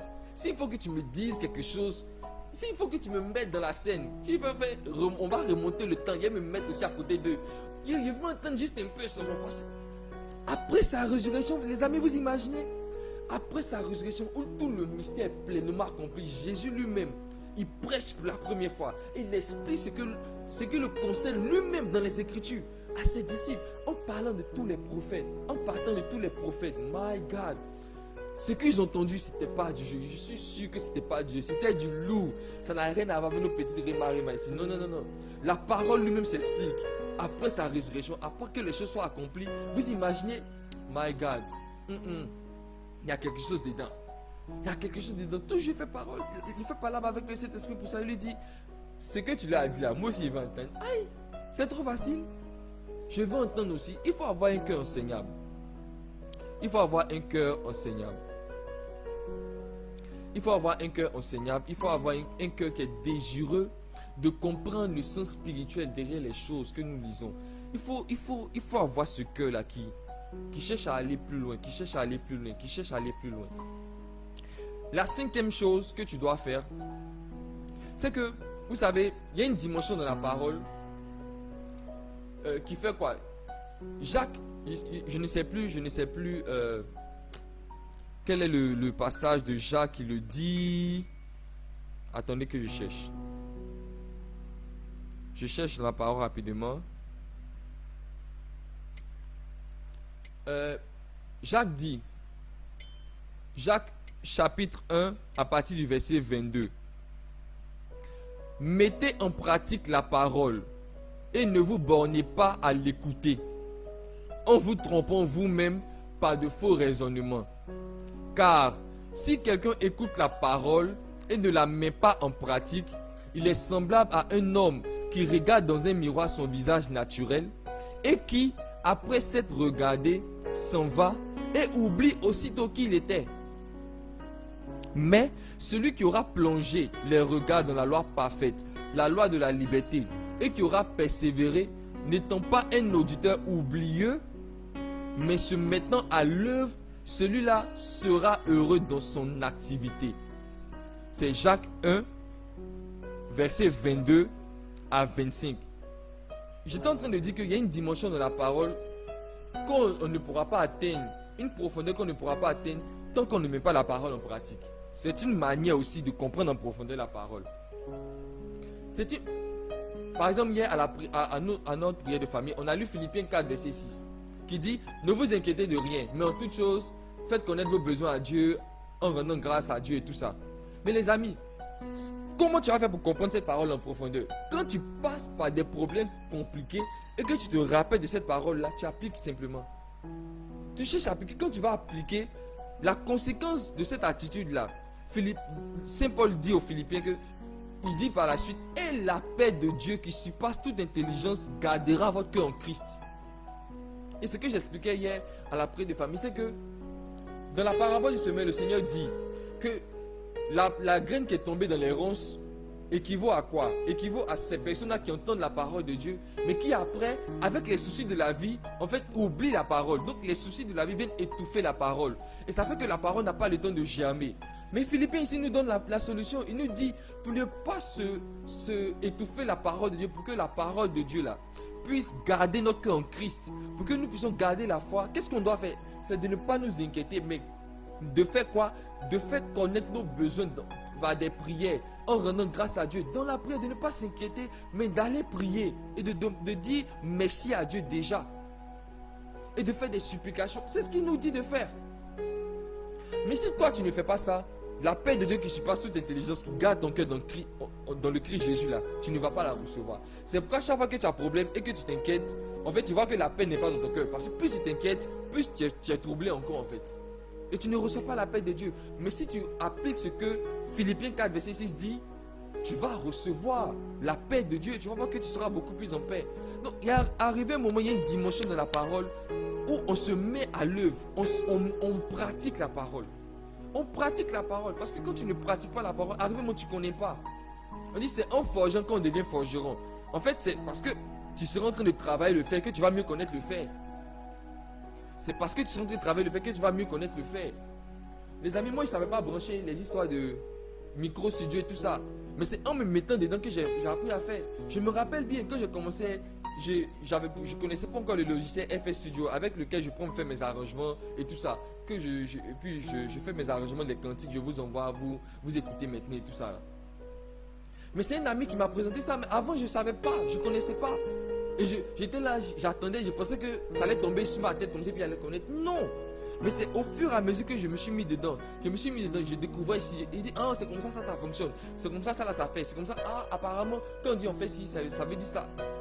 Les connexions comme ça se fait parce que je me suis mis dans le feu de l'action. Tant que tu ne mets pas la parole de Dieu en pratique, il y a une dimension, il y a une profondeur que tu ne vas pas atteindre. Il y a une profondeur de la parole que tu ne vas pas atteindre. Il y a quelque chose de Christ que tu ne vas pas toucher. Parce que Christ, il n'a pas été juste parlé. C'est pour ça qu'il dit toujours, on dit et le verbe s'est fait chair. On n'a pas dit et le verbe s'est fait mot. On n'a pas dit et le verbe s'est fait écriture. On dit et le verbe s'est fait chair. Il a été concret, il s'est réalisé, il s'est mis vraiment à l'œuvre. Il a marché. Il s'est fait chair, on pouvait le toucher, on pouvait l'entendre, on pouvait le sentir et tout. Ça veut dire que la parole que tu lis là, elle doit faire chair en toi aussi. Elle doit prendre vie en toi. Et comment elle prend vie en toi? C'est quand tu la mets en pratique que tu peux voir l'effectivité de la parole de Dieu. Et tu pourras mieux la comprendre. Et cette parole-là pourra être mieux gardée dans ton cœur. Et si la parole est gardée dans ton cœur, c'est la foi aussi qui est gardée dans ton cœur automatiquement. Donc il y a une certaine profondeur de la parole que tu n'atteindras jamais tant que tu ne te décides pas de mettre la parole en pratique. Paul a dit en Romains 12, à partir du verset 1, ne vous conformez pas au siècle présent, Je dis, ne pensez pas comme les gens du monde. Ne pensez pas comme les gens qui ne connaissent pas Dieu. Mais laissez-vous transformer par le renouvellement de l'intelligence. Il y a des choses aujourd'hui, il y a des vérités qui sont tronquées aujourd'hui. Par exemple, une vérité sur l'amour. Les gens aujourd'hui disent, et ça je fais toujours parler avec mes fils spirituels et tout ça. Ils disent, qui vous a dit qu'on ne peut pas aimer à 100%? Il ne faut pas aimer à 100%. Sinon, si tu aimes à 100%, ton cœur sera triste. On a même fait un débat sur ça une fois à une prière amie du Christ. Et tout ça. On a fait une causerie débat sur ça. Il ne faut pas aimer à 100%. Aimer à 100%, ne pas aimer à 100% là, c'est démoniaque les amis. Parce que Dieu n'a pas aimé avec réserve. Et c'est ce qu'il nous demande de faire. Il dit, aimez-vous les uns les autres comme je vous ai aimé. Mais si toi tu ne pratiques pas ça, comment tu as fait pour comprendre de quel amour Dieu parle? Tu ne cherches pas à comprendre en profondeur, tu ne cherches pas à aller en profondeur, tu fais comment pour savoir? Les amis, il y a une dimension dans la parole, une profondeur dans la parole que tu n'atteindras jamais tant que tu ne la mets pas en pratique. Quand Dieu dit aimez vos ennemis, si tu ne mets pas ça en pratique, tu vas voir que arrivé un moment ça sera bizarre. Tu vas te surprendre en train de réagir comme les gens qui ne connaissent pas Dieu. Tu as commencé à sauter, tu as commencé à insulter, tu as commencé à faire n'importe quoi. Parce que justement tu ne pratiques pas la parole. Et que tu ne la gardes pas en toi, tu ne la pratiques pas, tu ne la vis pas. Parce que quand Jésus dit écoutez aussi mes paroles là, dans la racine du verbe écouter en hébreu, il y a aussi en même temps le verbe obéir. Il y a en même temps aussi le verbe obéir. Donc écouter c'est aussi obéir à la parole de Dieu. C'est pourquoi il dit celui qui garde mes commandements, c'est celui-là qui est mon disciple. Vous voyez les amis. Donc si tu veux atteindre une certaine profondeur dans la parole de Dieu, il faut la mettre en pratique. Il faut mettre la parole de Dieu en pratique. Donc ça c'est la cinquième chose. Je pense même que elle est fondamentale. Si tu lis quelque chose, c'est pourquoi chaque fois que tu vas méditer la parole de Dieu, lorsque tu auras compris quelque chose, je t'en prie, il faut faire un pas de plus, il faut demander, il faut réfléchir toi-même. Il faut te poser cette question-là. Comment est-ce que je peux faire pour appliquer cette parole-là aujourd'hui, dans ce que je vais vivre dans ma journée, ou bien dans ce que je vais vivre au quotidien, dans les jours qui viennent là. Comment est-ce que je peux mettre en application cette parole-là? C'est lorsque tu vas te mettre en mouvement, lorsque tu seras en train d'accomplir, de pratiquer cette parole-là, que tu vas entrer dans la profondeur de cette parole-là. Et tu vas voir que tu seras beaucoup plus à l'aise, tu vas entrer dans le mystère de Christ, tu vas entrer beaucoup plus dans le mystère de Dieu. Ton intimité avec Dieu sera encore plus profonde. Et c'est ça que tu recherches. C'est la profondeur que tu recherches. Et tu verras. Donc applique la parole, tu vas voir. Mets-la en pratique. Quand tu finis de faire tout ce qui est dit en haut là-bas, mets-la en pratique. Mets-la en pratique, tu verras. Tu vas aller de profondeur en profondeur. Voilà. Donc ça, c'est au compte des attitudes. Maintenant, je vais juste ajouter un petit truc. Il me reste combien de temps, s'il vous plaît? Voilà, c'est largement suffisant pour que je puisse donner le complément. Je vous ai préparé un petit bonus. Je vous ai préparé un petit bonus. Je vous ai préparé un petit bonus. Mais ce bonus-là, franchement, c'est vraiment ceux qui auront soif, ceux qui ont vraiment soif qui pourront faire quoi. Sinon, si tu n'as pas vraiment soif, moi, je te dis à l'avance, c'est pas prophétie, mais tu ne feras pas. C'est pas prophétie, mais tu ne feras pas. Si tu n'as pas, tu t'emmènes, tu n'as pas vraiment soif, tu ne feras pas. C'est pas prophétie, hein, mais c'est par expérience. C'est par expérience. En fait, j'aimerais vous donner, ou bien vous conseiller sur quelques ressources matérielles qu'il nous faut avoir, qu'il nous faut posséder pour pouvoir en fait entrer en profondeur dans la parole. Voilà. J'ai même noté ici, il dit, bon, tu n'es pas obligé, hein, mais bon, il y a même noté ici que tu n'es pas obligé. Mais en fonction de ce que tu recherches comme objectif, voilà, tu verras ce que tu peux faire ou ce que tu ne peux pas faire. Parce que de toutes les façons, chacun boit l'eau en fonction de l'intensité de sa soif, quoi.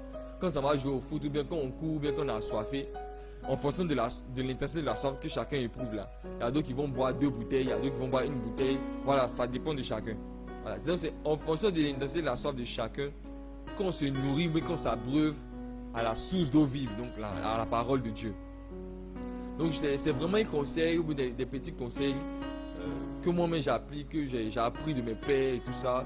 Voilà, que je veux vous conseiller aussi. Et puis par expérience personnelle aussi, voilà. Des choses que je vais vous recommander. Voilà. Ça va vous demander, pour certaines choses, ça va vous demander quand même de mettre l'argent à la poche, quoi. Parce que, de mettre la main à la poche, pardon. de faire sortir de l'argent de votre poche quand même pour investir dans certaines choses, pour vous nourrir spirituellement. Voilà. Donc, c'est juste pour vous conseiller au niveau des ressources matérielles que vous pouvez posséder. Je ne sais pas si vous voyez ce qui est à ma gauche ici. Claire, tu peux montrer un peu. Voilà. Il y a quelques ressources ici qui sont là. Bon, c'est vrai que il y a une que je ne vois pas. Where is the Bible? Et puis si tu trouves le catéchisme de l'Église catholique aussi, je peux envoyer. Voilà. Quelques ressources. Attendez, je vais mettre ça ici. Voilà. Donc la première ressource que je vous conseille, en tout cas pour ceux qui veulent aller en profondeur, vraiment vraiment en profondeur quoi, c'est-à-dire ceux qui ont vraiment soif, les gens comme moi là. Ce que vous devez faire, vous devez avoir une ou bien des bibles d'études. Vous devez avoir une ou bien des bibles d'études. En fait, les bibles d'études, c'est quoi? Ce sont les bibles qui...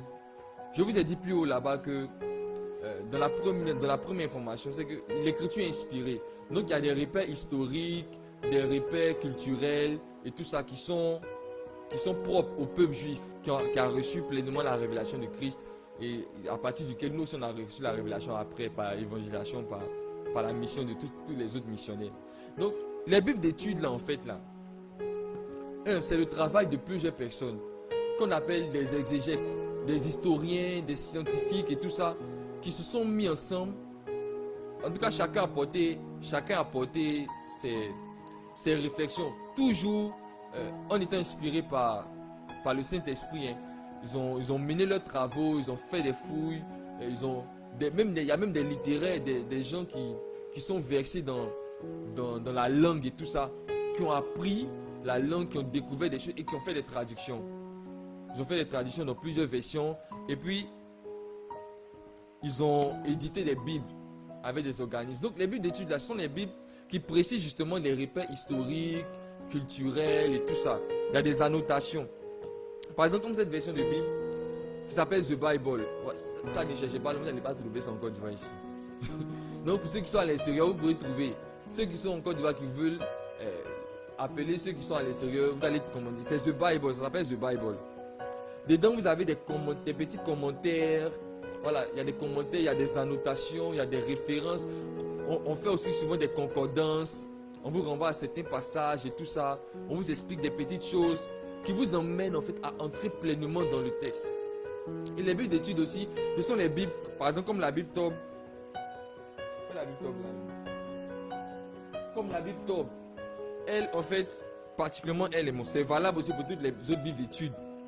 Au début de chaque livre, elle précise le contexte dans lequel le livre a été écrit, comment est-ce que le livre se situe dans l'histoire du peuple d'Israël, c'est qui les auteurs, c'est qui les personnages principaux. Ils ont même fait des études pour diviser les textes là en plusieurs parties et tout ça. Donc tout ça, ce sont des choses qui emmènent à comprendre le texte, à entrer pleinement dans l'histoire, entrer pleinement dans ce qui a été vécu par ces gens-là lorsqu'ils ont, par ce qui est raconté en tout cas. Ça vous aide à entrer pleinement dans le texte. Et que vous rentrez pleinement comme ça dans le texte, dans les repères historiques, culturels et tout ça, même dans le genre littéraire, ça vous permet d'entrer en profondeur dans la parole. Les amis, on n'est pas parti à l'école cadeau. On n'est pas parti à l'école cadeau. Tu as fait études de tests à l'école jusqu'au CM2, au CM2, tu as fait jusqu'à ta fatigue. Mais c'est là maintenant que tu dois faire tout ça. C'est qui les personnages principaux? C'est qui les personnages secondaires? Il y a à quel point ici la ponctuation, virgule, tout ça. Regardez tout ça, les amis, pour entrer en profondeur dans la parole. C'est pas simple. Ce sont des textes qui ont été écrits. Et je disais qu'il allait revenir sur un point. Souvent, quand vous lisez les bibles d'études là, les commentaires qu'ils font, ils disent souvent sens obscur, ou bien on ne sait pas trop de quoi ils voulaient parler. Parce que justement, dans les manuscrits de la Bible là, on n'a pas retrouvé.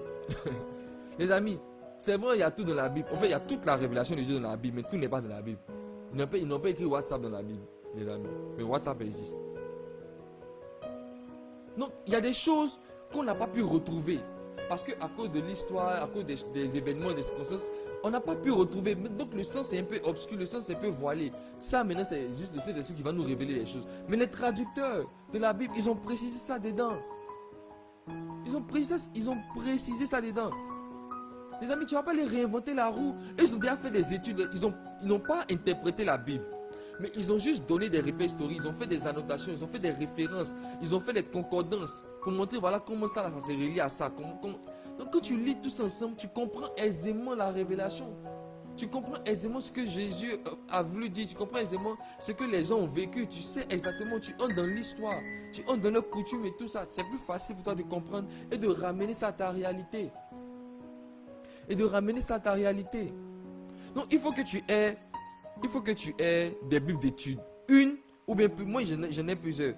Il y a Tob, il y a The Bible, il y a la Bible africaine, il y a la Bible de Jérusalem, il y a la Bible Thompson. Tout ça ce sont des Bibles qui existent. Est-ce que toi tu savais que ça existe? Si tu ne sais pas, c'est que tu n'es pas soif. Pour toi tu lis ta Bible, c'est fini. Non. Faut chercher les amis. Faut chercher. Alors en eau profonde. Donc ça c'est la première chose que tu dois avoir en termes de ressources matérielles. Il faut avoir une Bible d'études, une ou bien plusieurs Bibles d'études. Maintenant, ce que tu peux faire aussi pour comprendre la parole de Dieu en profondeur, c'est vrai que c'est un peu lié, mais il faut que tu aies plusieurs versions de Bible. Mais je veux dire, il faut lire plusieurs versions. Par exemple, je sais que quand tu lis dans la Bible Tob, il y a des versets qui sont un peu difficiles à comprendre parce que le français est un peu élevé. La traduction est un peu... Le langage, le niveau de langue est un peu élevé en fait. Parce que justement la Bible Tob ça signifie traduction œcuménique de la Bible. Œcuménique, c'est-à-dire que ce sont les chrétiens catholiques, protestants et tout ça qui se sont mis ensemble et qui ont fourni cette traduction de Bible là. Du coup, pour un souci d'équilibre intellectuel, ils ont mis un peu la parole à un certain niveau pour qu'on puisse se comprendre. Mais c'est toujours un peu difficile. Moi-même, souvent, quand je lis, il y a des mots, c'est pas évident, mais il y a des expressions même. Même des expressions, les amis, les figures de style, tout ça là. Les expressions là, c'est pas évident à comprendre. Vous voyez? Par contre, je finis de lire dans Tob. Si je vois que c'est difficile à comprendre, je peux aller prendre une Bible comme parole de vie. Là-bas, le français est très simple, terre à terre. Et puis en plus, pendant que dans Tob, c'est raconté, les récits sont racontés à l'imparfait ou bien tout. Dans parole de vie, il raconte au présent ou bien au passé composé. Non, c'est facile. Vous voyez les amis, c'est facile. C'est facile. Donc le français est plus simple. Après, il y a aussi d'autres versions français courant, tout ça. Louis II. Il y a quelle autre version? Il y a la version matin, version d'habit, version crampon. Les amis, toi, tu connaissais tout ça? Les amis, j'ai soif. Nous, il cherchait. J'avais soif. Et j'ai toujours soif. Nous, il cherche partout. Dans toutes les versions. Louis II son 1, Louis II son 2. Crampon d'habit, sa version 1, sa version 2. Même version King James. Tout ça. Les amis. Il faut avoir des ressources. J'ai demandé à ce qu'on me donne le catéchisme de l'Église catholique aussi. Parce que là, principalement, ça explique la foi catholique. Ça n'explique pas la Bible. Ça explique la foi catholique. Mais ce qui est génial là-dedans, c'est qu'on fait toujours référence à la Bible. Du coup, ils expliquent, ils donnent encore d'autres sens à la parole. Qui sont beaucoup plus profonds même. Beaucoup plus profonds. Parce que ce sont des gens, des théologiens, des gens poussés dans la révélation divine, qui ont fait des études pour ça. Pour comprendre la parole, pour interpréter la parole de Dieu. Donc, qui ont reçu l'autorité et la grâce particulière pour le faire. Qui ont édité ces documents, qui ont édité ce genre d'ouvrages et tout. Pour aider le peuple de Dieu à comprendre en profondeur la parole. Pour saisir mieux le sens et la révélation divine. Pour être affermi dans sa foi. Donc, avoir plusieurs Bibles d'études, lire aussi la Bible dans plusieurs versions. Donc, je vous ai cité Tob. Il y a la version semeur, il y a la version français courant, version parole de vie, version d'habit, version crampon, matin, la Bible amplifiée, Louis II, Bible de Jérusalem, King James et tout ça. Maintenant, si tu es bilingue, c'est-à-dire si tu parles d'autres langues, par exemple comme l'anglais et tout ça, ça te coûte quoi d'avoir une Bible en anglais? Tu peux avoir une Bible en anglais. Souvent, ce qui est dit en français là, en anglais, c'est mieux expliqué. Ou bien dans d'autres langues, c'est mieux expliqué, c'est mieux dit. C'est mieux dit. Donc, si tu lis aussi dans d'autres langues, ça peut te permettre de comprendre davantage. Si tu comprends les autres langues là, n'hésite pas à chercher la Bible dans ces langues là. Ça va te permettre de comprendre plus, d'ouvrir beaucoup plus ton intelligence pour que tu comprennes. Pour que tu comprennes. Donc, tu peux avoir des ressources physiques comme des ressources numériques. Mais pour les ressources numériques, je vais te demander de faire très attention. Il faut que tu fasses valider tes ressources numériques là, soit par ton accompagnateur spirituel ou bien par quelqu'un qui est aguerri dans la foi, pour qu'il puisse te dire si ça là c'est bon, mais si c'est pas bon. Parce que souvent sur internet, il y a tout, il y a des choses qui sont pas bonnes. Il y a des choses qui sont pas bonnes sur internet. Donc il faut que tu aies des ressources en anglais, en espagnol, si tu comprends l'espagnol, si tu es à l'aise là-dedans et tout ça.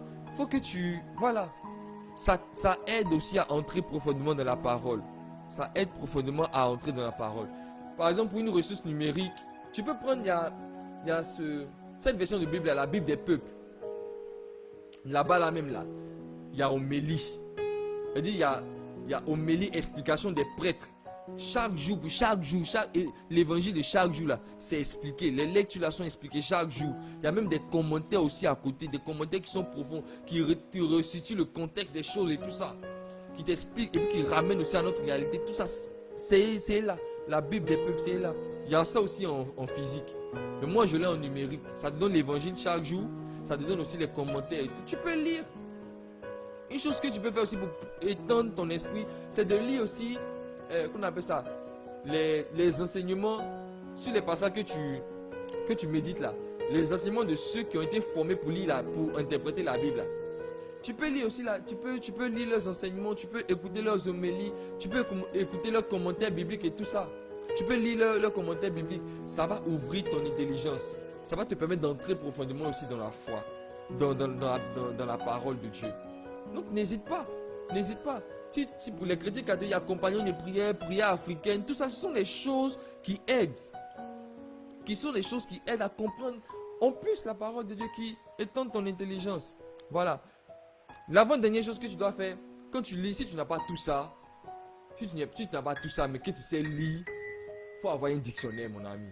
Il faut avoir un dictionnaire. Tu peux avoir un dictionnaire de définition, tu peux avoir un dictionnaire de synonymes, tu peux avoir un dictionnaire étymologique. Donc, il donne l'étymologie des mots en français. Parce que souvent, il y a des références en grec, il y a des références en temps, il y a des références en temps. La Bible a été écrite en hébreu, c'est ça, en hébreu. Et puis en grec, Ancien Testament beaucoup plus en hébreu, ou bien ancien hébreu et tout ça. Et puis le Nouveau Testament principalement en grec. Donc il y a des mots en français qui ont des significations grecques, c'est-à-dire qui ont leurs racines dans la langue grecque ou bien dans la langue latine. Il faut que tu aies, si tu connais le sens des mots là aussi, ça peut ouvrir et débloquer, comme il dit, des rémas en toi. Ça peut débloquer la révélation aussi de Dieu en toi. Donc lis la parole de Dieu avec un dictionnaire à côté de toi. Un dictionnaire de définition, un dictionnaire de synonymes, un dictionnaire étymologique. Ça peut t'aider aussi, ça peut t'aider à comprendre, à entrer en profondeur dans la parole. La dernière chose que tu dois faire, qui va montrer vraiment que tu considères la parole de Dieu à sa juste valeur, et que tu vas montrer au Saint-Esprit que tu veux comprendre davantage, c'est simple. Il faut avoir quelque chose pour noter tes méditations. Avoir un cahier, ou bien si tu es plus à l'aise à noter dans ton téléphone, dans tes notes, sur ta tablette, et tout, sur ton ordinateur, prends note. Prends note. Ça va te permettre de mieux appliquer la parole après. Ça va te permettre de revenir sur les textes, d'entrer en profondeur, de comprendre davantage. Parce que l'homme peut oublier. On fait tellement d'activités, on fait tellement de choses. On peut oublier. On a vu dans Jacques. On dit celui qui plonge son regard dans la parole et puis après qui n'applique pas. C'est comme s'il regarde et puis il a oublié. Donc il ne faut pas qu'on va se comporter comme des personnes qui oublient la parole. Et pour ne pas oublier la parole, il faut mettre par écrit. Si la Bible, si les gens n'avaient pas retranscrit, n'avaient pas mis par écrit les choses qui s'étaient passées dans l'histoire de Dieu pour l'humanité là, les amis, on n'aurait jamais eu les Écritures saintes. On n'aurait jamais eu les Écritures saintes. Donc il faut avoir de quoi noter. Il faut noter ces méditations. Moi j'ai mes cahiers de méditation qui sont là. Depuis que j'ai commencé à méditer, ils sont remplis à chaque fois. Ils sont remplis à chaque fois. C'est peut-être depuis quelle année là où j'ai commencé à devenir un peu high-tech. Bon, pas que je deviens high-tech, mais je me sens beaucoup plus à l'aise quand je prends mes notes dans mon téléphone. Ça me permet de voilà, de corriger plus simplement parce que je voyais les trucs barrés, ça me faisait un peu. Mais n'empêche que quand je vais à mes enseignements, à mes temps d'enseignement, soit avec mon père spirituel, mais dans d'autres programmes et tout, je vais avec mon cahier parce que j'écris ce qu'ils disent. Ils expliquent aussi la parole de Dieu. Je note. En plus de ce que je note aussi ce que je reçois dans mon cœur comme révélation de la parole. Tout ça, ça ouvre mon esprit à la parole. Et ça m'aide à comprendre, ça m'aide à m'affermir dans la foi. Donc les amis, voici quelques ressources. Ce sont quelques ressources que je voulais partager avec vous. J'ai terminé. Voilà, donc pour les ressources matérielles, il faut avoir beaucoup. Une bible d'études ou bien plusieurs bibles d'études. Avoir donc plusieurs versions. Il faut avoir un dictionnaire, des dictionnaires. Voilà, des dictionnaires. Ils peuvent être en anglais, ils peuvent être en français, peu importe. Mais je veux dire, prends les moyens quoi. Tu as beaucoup de choses à ta disposition, prends les moyens. Prends les moyens. Prends les moyens pour entrer en profondeur dans la parole de Dieu. Shalom, shalom. Voilà, voici ce que je voulais vous partager dans la deuxième partie de mon enseignement. J'espère que ça vous a béni. On a fini, hein? On a fini. J'espère que ça vous a béni et que le Seigneur va vous aider à entrer profondément dans la parole de Dieu. Voilà, donc, si tu as été béni, je veux que tu te disposes. On va demander au Seigneur de nous emmener de gloire en gloire dans les profondeurs de son intimité. On va lui demander de nous faire avancer, de nous emmener de gloire en gloire, de gloire en gloire. Ah, mais ouais, on va lui demander de nous emmener de gloire en gloire. Je voulais dire un truc, mais je vais le garder pour la fin. On va juste prendre 5 minutes. Claire, s'il te plaît, tu me dis. Quand c'est qu'on arrive, tu me dis. On va prendre juste 5 minutes. On va demander au Seigneur de nous envoyer de gloire en gloire dans les profondeurs de sa parole, dans les profondeurs de sa sainteté, dans les profondeurs de son intimité.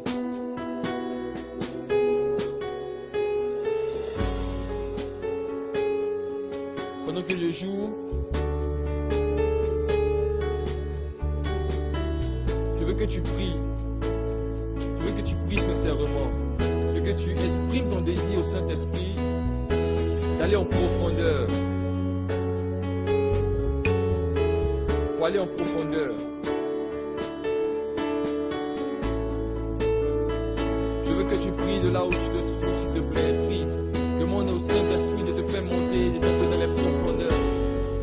Les prosaka la mayor, les bobo charama baba baba baba sonde les bobo charama baba baba les sonaya bakonde les bobo charama baba baba baba baba baba baba. De gloire en gloire, de gloire en gloire, tu m'emmènes. Tu m'emmènes de gloire en gloire, de gloire en gloire, tu m'emmènes.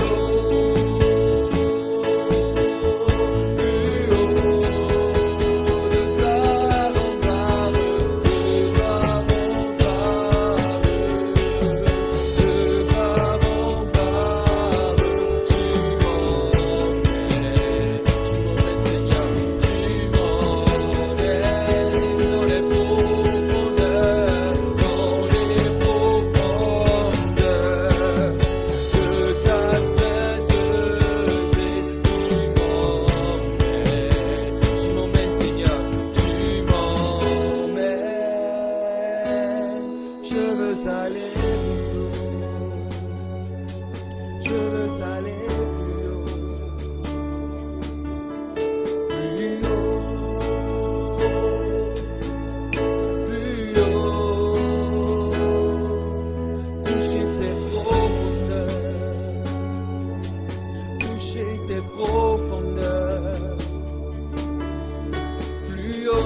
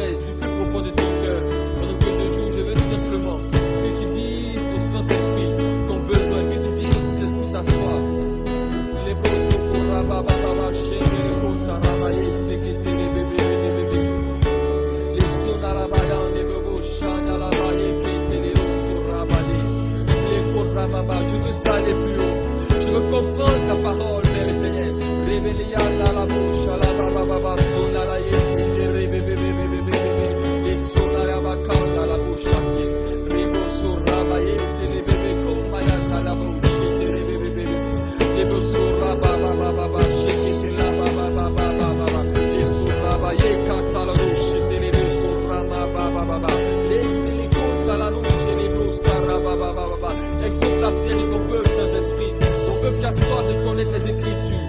Les proches, les sourds, je veux aller plus haut. Je veux aller plus haut. Plus haut. Plus haut. Je veux aller plus haut. Je veux aller plus haut. Plus haut. Plus haut. Toucher tes profondeurs.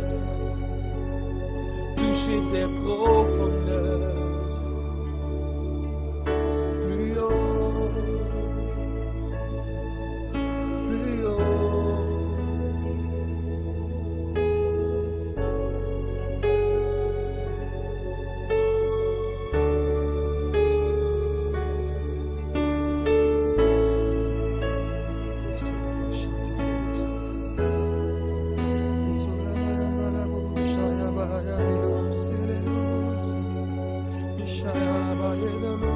J'ai soif de soir, il me lève sur la maille.